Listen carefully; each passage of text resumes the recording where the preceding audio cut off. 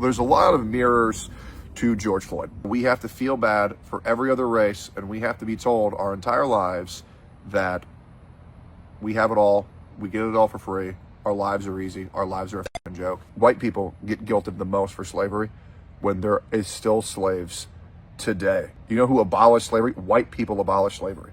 We are the ones who fought for the abolishment of slavery, yet white people are the ones who are guilty the most for it. Where George Floyd died, and we've been hearing about this for year after year after year, I just believe that this Irna death will be nothing more than a fad. Everyone will want to move past about her. You really can't complain about it if you're white.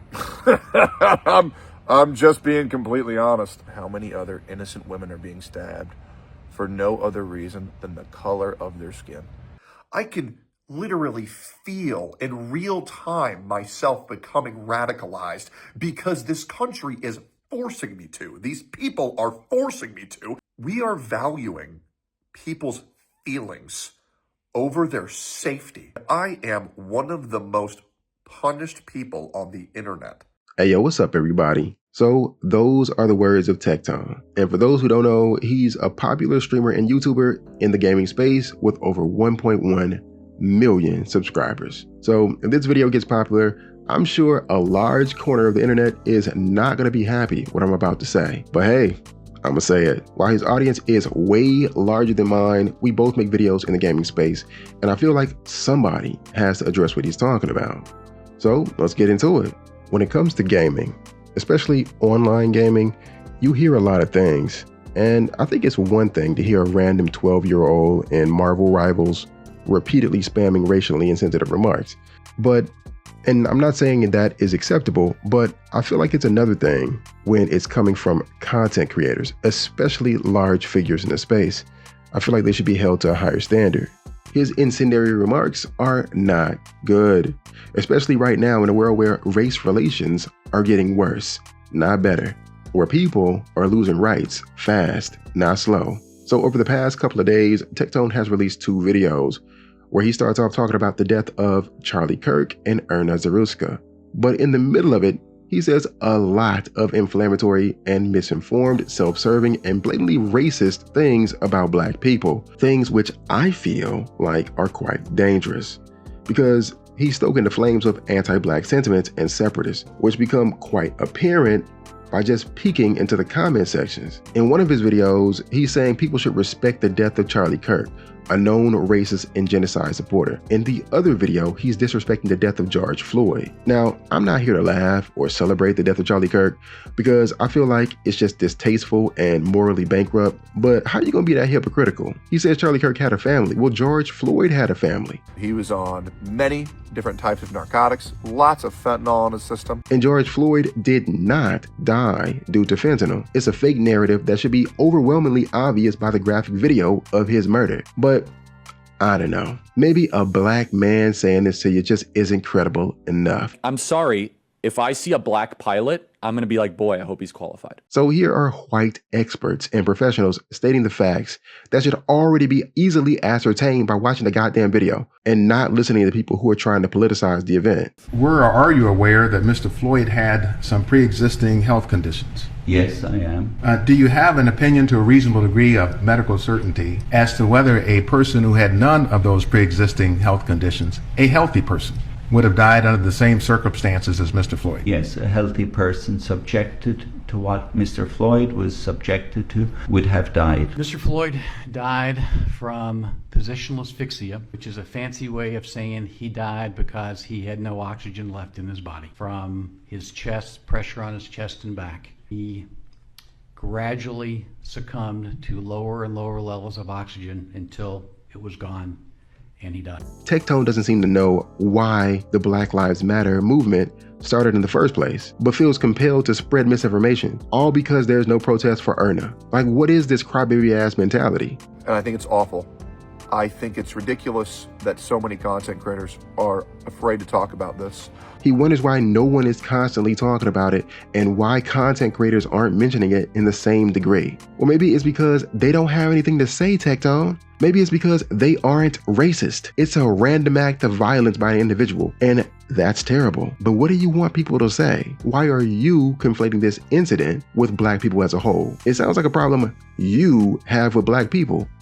And that's something I noticed, y'all. Tectone just can't stop talking about black people. I don't know what it is. Now, I gotta be honest, I used to be somewhat of a Tectone fan. I mean, I didn't watch every video or anything like that, but you know, I catch a video here and there. But for some reason, this year, in 2025, the mask just kept slipping and slipping and slipping until he completely revealed himself. Like, every now and then, he would say something that would have me like, okay, that's odd. But that was until he started saying stuff like this or this. If you're black and someone in the KKK insults you, is that gonna hurt your feelings? Or this.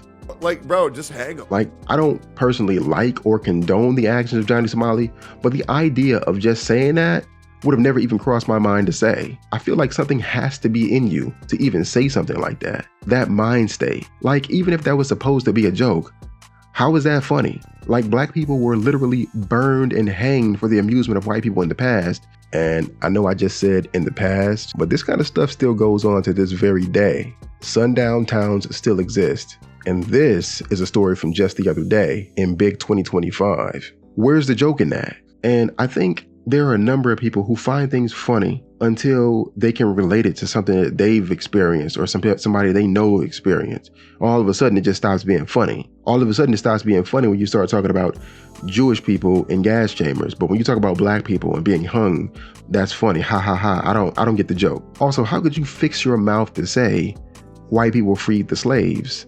Bruh, the audacity. The unmitigated gall. You're talking like white people didn't kidnap millions of black bodies, take them across seas, and torture them, working them literally to death for generations. Among other atrocities, it was black abolitionists like Frederick Douglass, Sojourner Truth, Harriet Tubman, and many others who helped President Lincoln get elected in the first place. And after the election, it was the continued work of abolitionists that was central to making the abolishment of slavery a real priority. And then for Tectone to go on and say that it wasn't the only slavery in history and that he doesn't know why people still talk about it. These are probably some of the most ignorant and stupidest things I've heard. First of all, black history is American history. People still talk about it because it still affects things in America to this very day. But addressing the idea that it wasn't the only slavery in history, that's true. But it was definitely the most horrible. And I can go on and on and on about why that is. But the bigger question here is, why even mention that? Like, why mention that there was other slavery in history? Like, even if it wasn't as horrible as it was, why do that? You wouldn't talk about Germany, Nazis, and the Holocaust, but then ask, what about Korean comfort women during Japanese occupation? Those are two different things. You're saying this because you want to derail the conversation, all because you want to stop feeling bad about something that white people did. No one is saying you personally are responsible. However, we can say that the stance and perspective you have is parallel to white nationalist groups, both presently and throughout history. In case you haven't noticed, I'm retarded when it comes to history. I thought World War II was in the fucking 1800s. Yeah, it's pretty obvious that this man has no grasp of history. When I originally recorded my reaction to this video, it was literally almost an hour of me ranting and explaining world and American history to refute his statements. This man does not know what he's talking about. The atrocities of slavery, post-slavery slavery via black codes, sharecropping, Jim Crow, burned cities, FBI operations to destabilize black organizations, CIA facilitating drug distribution. The Fair Housing Act passed in 1968. But fair housing remains so much of an issue that I bet 90s babies still remember this commercial. Hello. Yes, can I ask a few questions about the apartment on Park Street? What was your name? My name is Juan Hernandez. It's been rented. Oh, he's gone. Hello, my name is Sanjay Kumar. I am calling about the apartment on Park Street. It's not available. Not available? Hello, my name is Tyrone Washington. I'm calling about the apartment on Park Street. Just been rented. Hello, I am Chen Ling. My name is Khalid bin Ali. I'm Tuan Vo. Hello, my name is Moshe Goldberg. I use a wheelchair. It's gone. Not available. All right. Thank you. Yes, hello, my name is Graham Wellington. I'm calling about the apartment for rent on Park Street. Is that still available? Yes, it is. Oh, it is? Yes. Really? Housing discrimination is illegal. If you think you've been a victim because of your race, color, national origin, sex, religion, disability, or family status, call us. Fair housing. It's not an option. It's the law. If you had as many black friends as you say you do, 70% of my friends are black. they would have checked you the first time you slipped up. Trust, you have no black friends. Now maybe some black folks hang around you for clout, but no self-respecting black man that's gonna sit there and let you talk like this without saying anything. Not if he's your friend. Tectone repeatedly indirectly blames black people as a whole for this woman's murder. And I know eventually he says that he isn't blaming black people and that he loves black people, but it's kind of hard to believe when you spend several minutes of the video talking about black people in reference to an isolated act by an individual. According to the FBI's UCR, about 95% of white people are killed by other white people, and it's a similar value for black on black crimes. There is no chronic issue of black people killing white people. There is no systemic issue with black law enforcement doing so to white people. There is no history of black people ever killing white people en masse. So let's not talk like it is. You know what? I think I understand it now.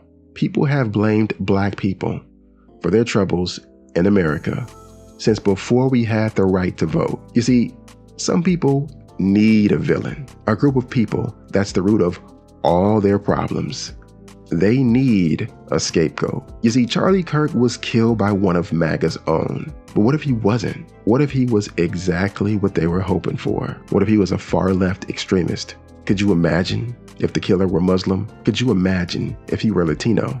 Could you imagine if he were black? Thank God we'll never know. Anyways, those are my thoughts. I don't typically do videos like this, but somebody in the space needed to speak up. And that's all I got for you. Catch you in the waves.